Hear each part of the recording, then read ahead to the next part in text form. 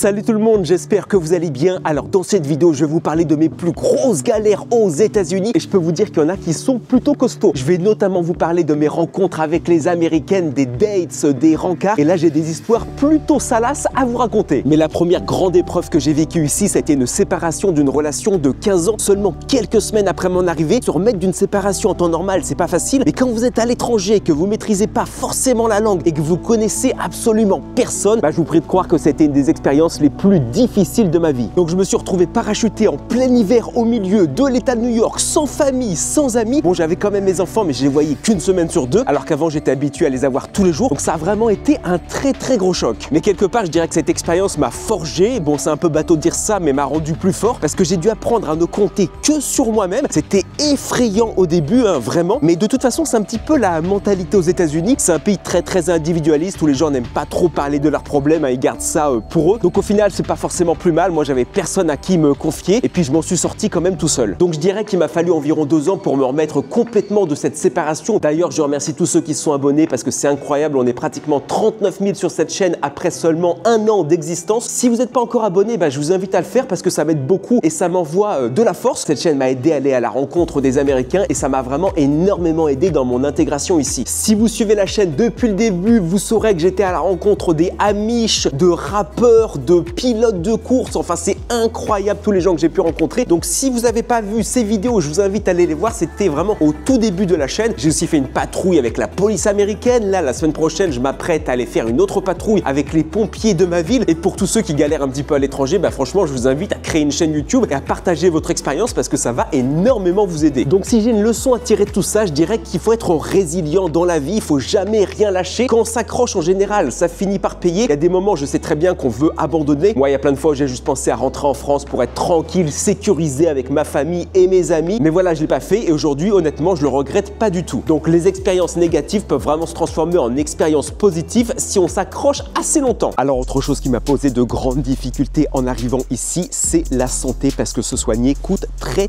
cher aux États-Unis et que j'ai une très mauvaise assurance. Pour vous expliquer, en fait, j'ai une franchise de 5500 $. Donc ça veut dire que l'assurance ne commence à me rembourser qu'une fois que j'ai dépensé moi de ma poche 5500 $. Donc j'avais des problèmes de santé. J'ai appris à peu près 1 an que j'avais une malformation au niveau de la hanche qui m'empêche de pratiquer certains sports et puis tout simplement de fonctionner au quotidien. Donc qu'est-ce que je pouvais faire? Commencer par voir un médecin du sport, c'est le premier réflexe qu'on a. Sauf que la consultation coûtait 500 $. Donc j'ai été consulter ce médecin, j'ai payé les 500 $, sauf qu'il m'a pas du tout aidé en fait. Il m'a juste dit de passer une IRM qui coûtait encore 4000 $. Donc avec la consultation chez le médecin, on était à 4500 $.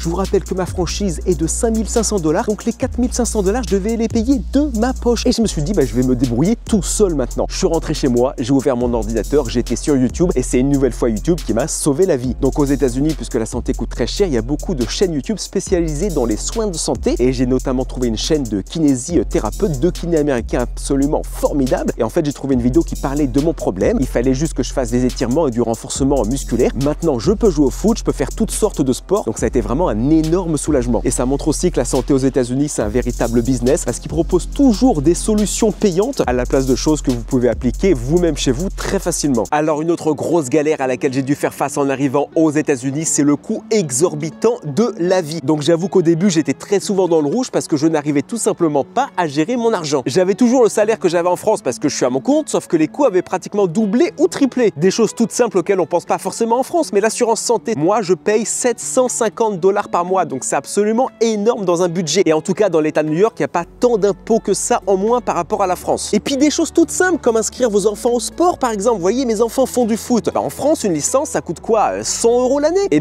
aux États-Unis, pour faire du football dans un club privé, moi ça me coûte 440 $ par enfant pour une période de 3 mois seulement, auquel il faut ajouter 90 $ pour la tenue. Et s'ils veulent faire des tournois le week-end, c'est 100 $ par tournoi, donc par week-end. Donc vous voyez, c'est un coût absolument immense, sachant que j'ai 3 enfants. La maison que je loue coûte très cher aussi, je paye 2000 $ par mois, 400 $ d'électricité. Enfin, il y a plein de choses qui se sont ajoutées et qui m'ont vraiment causé de grosses difficultés financières à mon arrivée ici. D'ailleurs, j'avais fait une vidéo où je parlais de mon budget mensuel et je détaillais chaque poste de dépense. Donc c'est sur la chaîne, allez la voir si c'est pas encore fait parce que je trouvais que c'était assez intéressant et ça a parlé à beaucoup de monde. Et si vous vous plaignez du coût de la vie en France, allez voir cette vidéo, ça va aller beaucoup mieux après. Donc maintenant, je suis en train de conduire, parfaite transition avec mon projet prochain sujet puisque je me suis fait arnaquer de 17 000 $ en achetant une voiture ici. Je vous ai posé une petite caméra sur le toit, comme ça vous allez aussi pouvoir profiter du paysage pendant que je vous raconte cette histoire. Donc quand je suis arrivé ici, j'avais pas beaucoup de temps pour acheter une voiture parce que j'en louais une à l'époque, que ça coûte très cher. Je pouvais pas acheter une voiture neuve parce que ça coûtait trop cher, donc je me suis tourné vers une voiture d'occasion. Sauf que ce que je ne savais pas, c'est que cette voiture perdait énormément d'huile, ce qui abîmait logiquement le moteur. Donc au bout de 6 mois, j'ai commencé à avoir des problèmes. La voiture tremblait de temps en temps. Je savais très bien qu'à un moment donné, elle rendrait l'âme. Je savais juste pas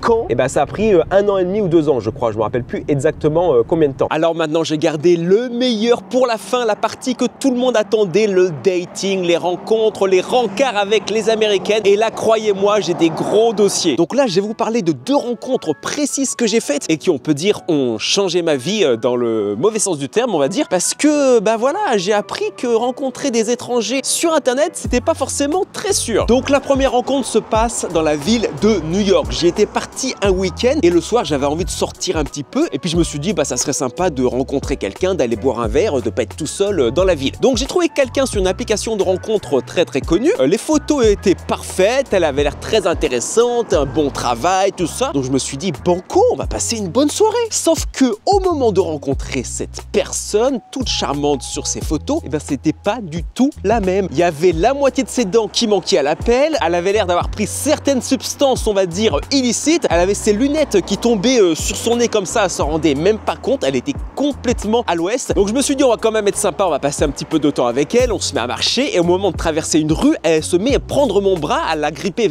vraiment très fortement parce qu'elle avait peur que je traverse la rue tout seul. Donc ça vous donne un petit peu le ton pour le reste de la rencontre. Bon après on continue à marcher, puis à un moment donné, elle met ses mains sur sa tête et puis elle me dit « Ah j'en peux plus d'entendre tous ces gens faire du bruit !» Donc moi je lui dis « Bah écoute, ouais, on est au plein centre de la ville de New York, donc c'est normal quand même qu'il y ait un petit peu de bruit. » Et puis là elle m'a dit texto quelque chose qui m'a un petit peu fait flipper. Elle m'a dit, ouvrez les guillemets, si tu veux, j'ai un moyen de les faire arrêter de faire du bruit. Est-ce que tu veux que je te montre? Donc là, je lui ai gentiment dit de laisser ces gens tranquilles. Là, on pouvait juste continuer à marcher. Alors maintenant, la prochaine dinguerie qu'elle m'a faite, elle avait soif, elle voulait aller boire un verre dans un bar, sauf que moi, j'en avais pas du tout envie. Donc on passe devant une épicerie et elle me demande d'aller lui acheter une bouteille d'eau. Ce qu'en parfait gentleman, je fais tout de suite. Donc on rentre dans l'épicerie, on achète de l'eau, on ressort. Elle voit des poubelles juste à côté et elle me dit, est-ce que tu peux ouvrir la poubelle? Et là, elle jette super fort la bouteille d'eau dans la poubelle. Donc voilà, à ce moment-là, je me suis dit, il faut que je trouve un moyen d'échapper à la situation. J'ai pensé à rentrer dans un resto et à m'échapper par la sortie de secours. Mais en fait, à ce moment précis, j'avais vraiment peur de tout. Je savais pas quoi faire du tout. Donc on a continué un petit peu à marcher jusqu'à ce qu'on arrive à Times Square et c'était le soir du 4 juillet. Donc il y avait eu plein de festivités et il y a eu un concert à Times Square. Donc il y avait encore des policiers et des barrières tout autour. Et évidemment, c'était interdit de rentrer là où il y avait eu le concert. Il y avait tous les policiers qui étaient au milieu. Et elle, forcément, qu'est-ce qu'elle veut faire? Elle veut y aller. Donc elle commence à escalader un petit peu les barrières, les policiers se mettent à la regarder et à s'approcher. Donc là, pour moi, c'en était trop, il fallait que je me barre de là, c'était plus possible. Donc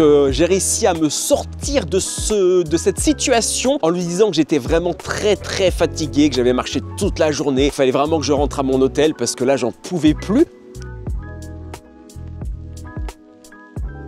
Eh ben non, pas du tout. Elle m'a dit, bah écoute, c'était sympa de te rencontrer, bonne nuit. Bah bizarrement, je l'ai jamais recontacté et j'ai effacé cette application de mon téléphone tout de suite. Donc maintenant, on va passer à la deuxième rencontre et croyez-moi, celle-là, elle est folle. La première, c'est rien à côté. Donc je passe par une appli de rencontre et puis je parle à cette fille. Il y a vraiment une connexion qui se crée, je sens qu'il se passe quelque chose. On s'appelle, on passe des heures à parler au téléphone, elle est très marrante. Je suis vraiment super content de cette rencontre. Et puis après une semaine à parler par chat et par téléphone, on décide de se voir en vrai. Et puis là, même chose, ça se confirme. Il y a vraiment une alchimie, on s'entend très bien, puis on se voit comme ça pendant à peu près 1 mois et elle m'invite à passer le week-end chez elle. Donc je me dis écoute, banco, super, on y va. Donc la journée en fait ça va, ça se passe bien, on sort, on va voir un petit peu la ville où elle habite. C'est plus le soir que ça a été un petit peu mouvementé. Alors donc au coucher en fait, elle ne pouvait dormir qu'avec des séries documentaires sur les crimes, un petit peu comme Faites entrer l'accusé. Donc déjà ça a été la première alerte là, j'aurais dû savoir qu'il y avait quelque chose qui allait pas. Ensuite bon, ça c'est pas très important, mais elle avait 2 chiens. Les 2 chiens ont passé la nuit à descendre et à monter du lit. Et ça, je trouvais ça insupportable. Alors le documentaire, genre Faites entrer l'accusé toute la nuit, j'ai eu un petit peu de mal. J'ai pratiquement pas dormi de la nuit, peut-être 1 heure ou 2 à tout casser. Et au petit matin, c'est là que j'ai eu ma grande surprise. Donc je m'apprête à me lever et qu'est-ce que je vois?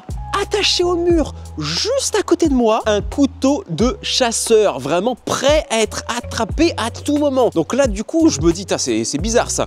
Elle se réveille, je lui dis, c'est quoi ça? Elle fait, bah, tu vois, c'est un couteau de chasseur, je m'en sers au cas où. Voilà, je suis une femme qui vit toute seule, je pense que c'est important de pouvoir se défendre. Et donc voilà, j'étais un petit peu sous le choc, c'est pas quelque chose qu'on voit forcément tous les jours. Et puis là, elle enchaîne et elle me dit, mais tu sais, de toute façon, il n'y a pas que ça, il y a des armes cachées partout dans la maison. Je crois que j'en ai à peu près une par pièce, dont une juste sous le matelas là. Donc là, quelle ne fut pas ma surprise, j'avoue qu'il y avait plus trop d'alchimie à ce moment-là. Et effectivement, la maison était vraiment blindée d'armes. Et moi, c'est pas trop mon délire. Bon, une peut-être pour se défendre, je peux comprendre. Mais quand il y en a dans chaque pièce, là, il y a quand même un petit problème, je pense. Donc là, je me suis dit, bah écoutez, on va mettre fin à cette jeune relation. Donc voilà, je lui ai dit que je l'apprécie beaucoup, mais que ça irait pas plus loin parce que pour moi, c'était quand même un souci. Et puis, bah, on s'est plus revu depuis ce moment-là. Et bah, honnêtement, je le regrette pas du tout. On va stopper la vidéo là-dessus. Donc j'espère que ça vous aura plu. Et puis, bah, abonnez-vous à la chaîne si c'est pas encore fait. Mettez un petit like, hein, comme d'habitude. Activez la cloche pour recevoir les notifications pour les prochaines vidéos. Et puis, on se retrouvera très vite, hein, dès dimanche prochain pour une nouvelle vidéo sur les États-Unis. Bonne semaine à tous!